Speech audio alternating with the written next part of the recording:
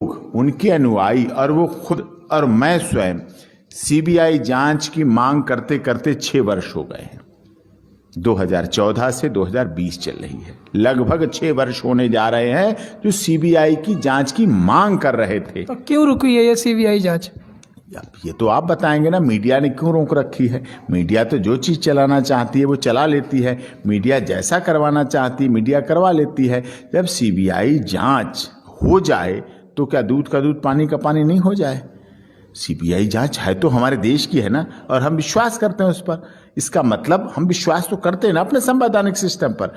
CBI जांच की मांग नहीं पूरी नहीं हो पा रही।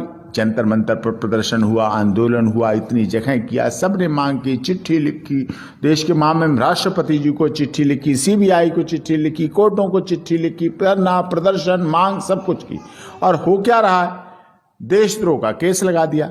जबकि संत रामपाल दास जी महाराज के जो समर्थक नेपाल से आए हुए थे, जो इस देश के नागरिक भी नहीं, यहाँ के रहने वाले भी नहीं, लेकिन उन पर भी देशद्रोह का केस लगा दिया गया, वो भी देशद्रोही बना दिए गए। 14, 15, 16, 17, 17.5 साल के बच्चे, उन पर केस लगा दिया गया देशद्रोह। कितने बच्चों को तो मैंने 2014 के बाद 15 तक 1.5 साल में उन बच्चों को जुवेनाइल डिक्लेयर करा पाया, उन्हें जुवेनाइल घोषित किया, तब वो बाहर हुए। कितने लोगों के हाथ पैर कटे टूटे, खुद ही वही इंजर्ड, वही शिकायत करता, और उन्हीं को मुलजिम बना दिया गया। उन्हीं की पत्नी मरी, उन्हीं की मां मरी, उन्हीं के सुसंगत में आए थे, जो सेवादार थे, जो भक्त थे, जो फॉलोअर्स थे, जो सत्संग में आए, जो अनुयायी आए, उन्हीं के परिवार वाले मरे, उन्हीं को शिकायतकर्ता बना दिया गया, उन्हीं को मुलजिम बना दिया गया। तो ये सारा प्रोसेस हुआ है, मिसकैरेज ऑफ जस्टिस हुआ है, अन्याय हुआ है, एक संत के साथ अन्याय हुआ है, ये सब मानते हैं। लेकिन उसको कोई सुनने, उसको कोई समझने, उस पर कोई ध्यान देने की बात नहीं करता है। ये दुख है। रामपाल जी ने ऐसा कौन सा अच्छा काम किया है जो उनके सपोर्ट में लोग खड़े हो? आप मुझे ये बता दीजिए, मीडिया बता दे, इस देश की मीडिया बता दे, कहीं की मीडिया बता दे, संत रामपाल दास जी महाराज ने गलत क्या काम किया है?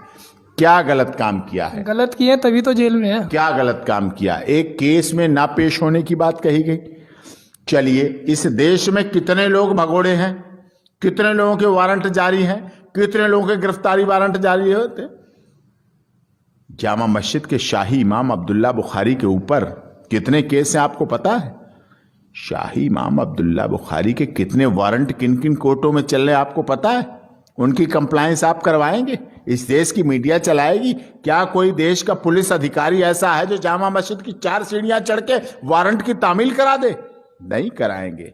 कोई हाई कोर्ट नहीं कराएगी, कोई पुलिस अधिकारी नहीं कराएंगे, कोई न्यूज चैनल नहीं चलाएंगे। लेकिन रामपाल जी, जो कि अहिंसक प्रवृत्ति के संत, जिनकी हिंसा कहीं दूर तक नहीं आई, उन पर वहां लगा दिया, उन पर देशद्रोह का केस लगवा दिया, उन पर ये सारी साजिश रचवा दी, उनके लिए षड्यंत्र रच गया, उनके लिए ये सारी समस्या पैदा कर दी गई।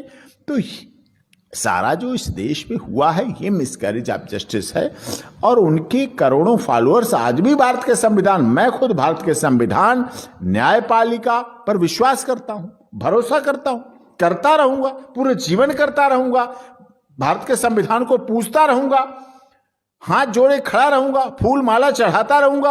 और निकलेगा एक ना एक दिन ऐसा आएगा जो इस देश के सारा सिस्टम, सारा तंत्र कहेगा कि संत रामपाल दास जी निर्दोष हैं, निर्दोष थे। क्यों? कारण क्या है? क्या ये सत्य नहीं है कि उन्होंने दहेज रहित शादियां करवाई? क्या ये सत्य नहीं उन्होंने जाति, हमारी धर्म है, मानव जाति हमारा धर्म है, जाति नहीं कोई न्यारी, मानव धर्म पे विश्वास किया, हिंसा पे विरोध किया उन्होंने?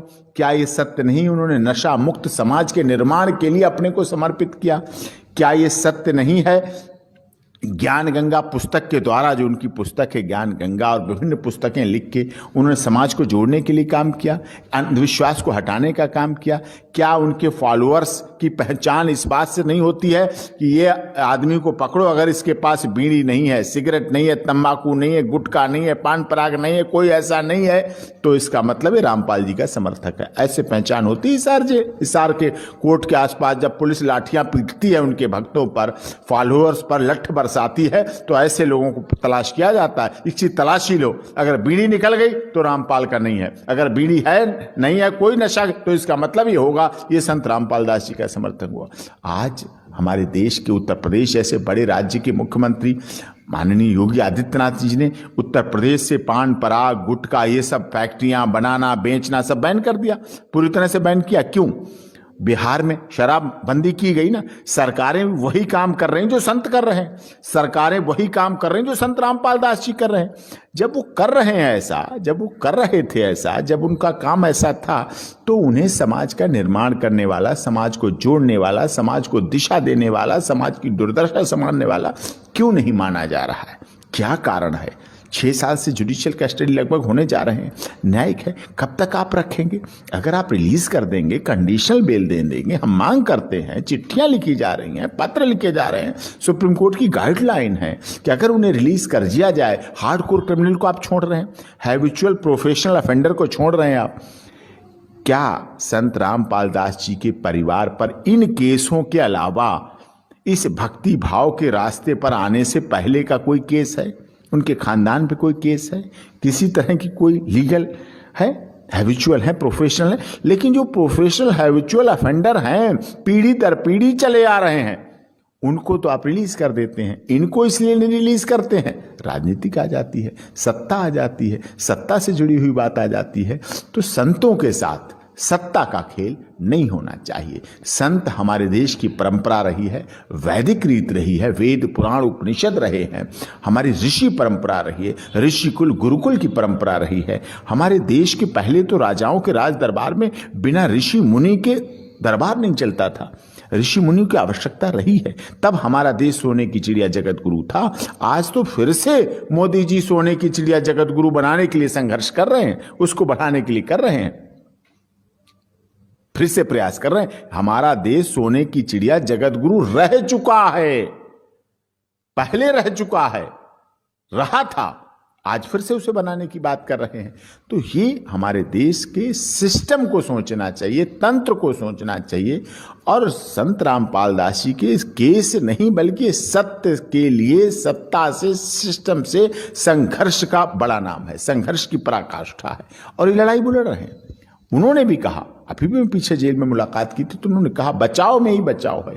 उन्होंने इसका उपाय दिया कि बचाव करिए, बचाव कीजिए।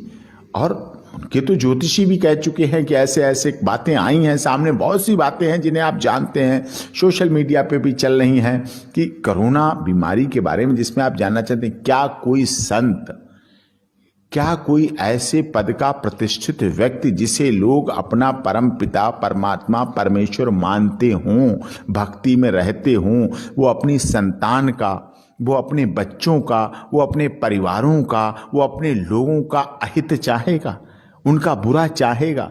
वो चाहेगा देश में कर्फ्यू लगा रहे, वो चाहेगा लोग अब काम धाम पे ना जाएं, वो चाहेगा अर्थव्यवस्था डामाडोल हो जाए, वो चाहेगा हमारे देश को भी और देशों की तुलना की तरह माना जाए। हर संत चाहेगा कि जहां उसने जन्म लिया है, जिस धरा और धरती पर जन्म लिया है, जहां का वो धर्म गुरु है, आप धर्म गुरु तो मानते हैं तो उनको मान लीजिए इस बात को कि वो क्यों चाहेंगे यहाँ का बुरा हो। वो तो यही चाहेंगे यहाँ के हमारे लोगों का भला हो, आशीर्वाद हो। वो तो यही कामना करते हैं कि हमारे भगत, हमारे अनुयायी जो उन पर विश्वास करते हैं, जो उनके लिए जीते मरते हैं, जो उनके लिए त्याग तपस्या की पराकाष्ठा बने हुए हैं, उनके लिए सारे कार्य होने चाहिए, उनकी व्यवस्थाओं में यह बात आनी चाहिए, वो समझना चाहिए। क्या दहेज रहित शादियां वो अपने लिए करते हैं, अपने बेटा बेटी के लिए सोचते हैं दहेज बच जाएगा इसलिए करें? नहीं, वो समाज को जोड़ना चाहते हैं, वो गरीबी अमीरी की उस पराकाष्ठा को मिटाना चाहते हैं, वो जाति रहित समाज को बनाना चाहते हैं, वो हटाना चाहते हैं जाति, वो जाति विहीन समाज, जाति खाई पैदा करती है जाति। और यही आज हमारे देश में हो रहा है। पुरुष आयोग, महिला आयोग क्या है? यही तो है, इसी का तो भेद है।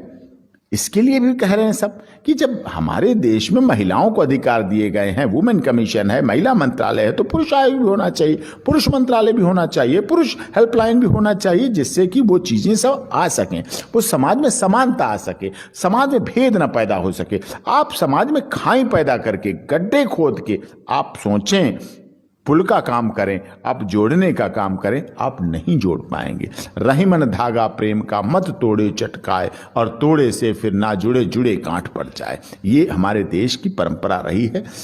संत रामपाल जी किसकी बात करते हैं? संत कबीर की बात करते हैं, कबीर की बात करते हैं। देश के महामहिम भी बात करते हैं, राष्ट्रपति भी कबीर की बात करते हैं। देश के प्रधानमंत्री नरेंद्र मोदी जी भी विदेशों में जब जाते हैं तो कबीर और रहीम की धरती कहते हैं कि ये देश कबीर और रहीम की धरती था, है और रहेगा, सत्य है, कोई इसको झुठला नहीं सकता।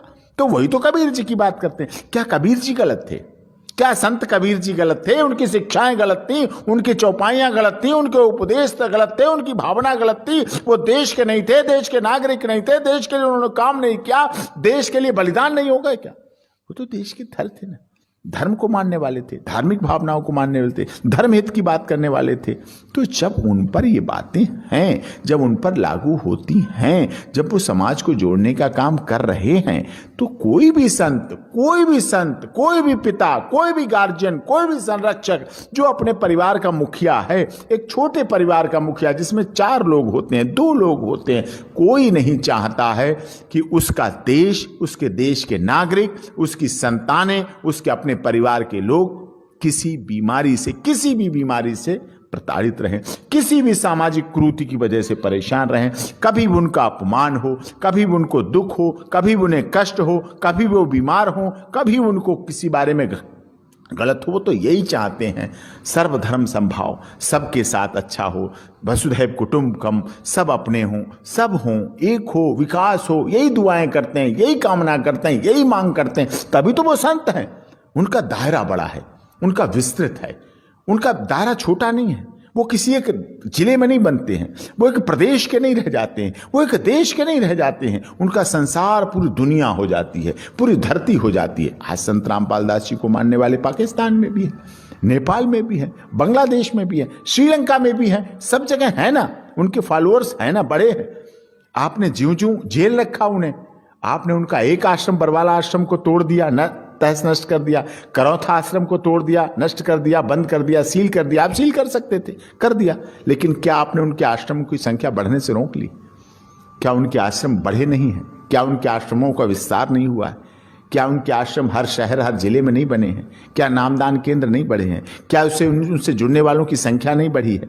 जब बढ़ी है, जब आगे विस्तार हुआ, इसका मतलब कहीं ना कहीं अच्छाई है ना उनमें, कहीं ना कहीं भलाई कर रहे हैं समाज का, कहीं ना कहीं समाज का निर्माण कर रहे हैं ना। जब शादी में पूरा प्रोपोगंडा होता है, हजारों लोग आते हैं, खर्च होता है, प्रदूषण होता है, ढोल तमाशा ड्रामा होता है, उस सबको हटा के उन्होंने 5 मिनट में रामायणी में शादी कर देते हैं। वो भी शादी है, और वो शादी उन शादियों से ज्यादा मजबूत होती है जो रामायणी में शादी संत रामपाल दास जी के अनुयायी करते हैं, उनको मानने वाले करते हैं। वो शादी उन शादियों से ज्यादा मजबूत होती है। उन शादियों के तो दहेज का केस, डॉरी, 498 400 के मारपीट, 125 CRPC, मेंटेनेंस, ये सब चीजें आ जाती हैं। लेकिन उनकी शादी में जो रामायणी के द्वारा हुई, मैंने तो नहीं कोई टूटते देखी शादी, मैंने तो कहीं परिवार में उसमें नहीं देखा, क्योंकि वहां दहेज है नहीं, डिमांड ऑफ डॉरी है नहीं, क्रूअल्टी है नहीं। वो सम्मान सिखाते हैं, माता पिता का सम्मान करो, परिवार के लोगों का सम्मान करो। जब दहेज की भूख होगी नहीं तो सम्मान की बात रह जाएगी। तो कोई लड़की इस देश में नहीं चाहती उसका घर परिवार टूटे, लेकिन हमारा सिस्टम है ऐसा, कानूनों का मिसयूज होता है, कानूनों का दुरुपयोग होता है। जब मिसयूज होता है, दुरुपयोग होता है, तो एक देखती है वो दुरुपयोग कर रही है, दूसरी देखती है वो दुरुपयोग कर रही है, फिर वो कहती है हम भी करें, लो हम भी दुरुपयोग करें, हम भी इसको नष्ट करें। तो हमारा समाज का ढांचा टूटता है, और जब हमारा समाज का ढांचा टूटता है तो हमारा समाज नीचे गिरता है, ऊपर नहीं उठता है। और कोई भी संत अपने समाज को, जहां वो जन्म लिया, जहां उसका आश्रम है, जहां लोग उसकी संगत है, जहां उसके सत्संग होते हैं, जहां उसके नामदान केंद्र हैं, वो नहीं चाहता कि उसका समाज टूटे। वो चाहता है उसका समाज बढ़े आगे, उसके अनुयायी बढ़े आगे, उसके फॉलोअर्स बन गए, वो आगे उसको बढ़ाए। जैसा कि अभी आप बता रहे थे जामा मस्जिद के कारी साहब जो हैं, तो इसको आप किस नज़र से देखते हैं? हिंदू मुस्लिम की नज़र से देखते हैं, किस नज़र से देखते हैं? मैं इस देश के सिस्टम की नज़र से देखता हूँ। मैं देखना चाहता हूँ कानून क्या सबके लिए बराबर है? क्या कानून का नियम, सिद्धांत, CRPC, IPC सबके लिए बराबर आप ये भी बता रहे थे ना कि उसकी सीढ़ियों पे नहीं चढ़ते हैं ये, और वही रामपाल जी को पकड़ लेते हैं। रामपाल जी को पकड़ लिया क्योंकि वो एक आश्रम में अपने बैठे थे, बीमार थे, संत रामपाल दास जी बीमार थे, मेडिकल ट्रीटमेंट चल रहा था।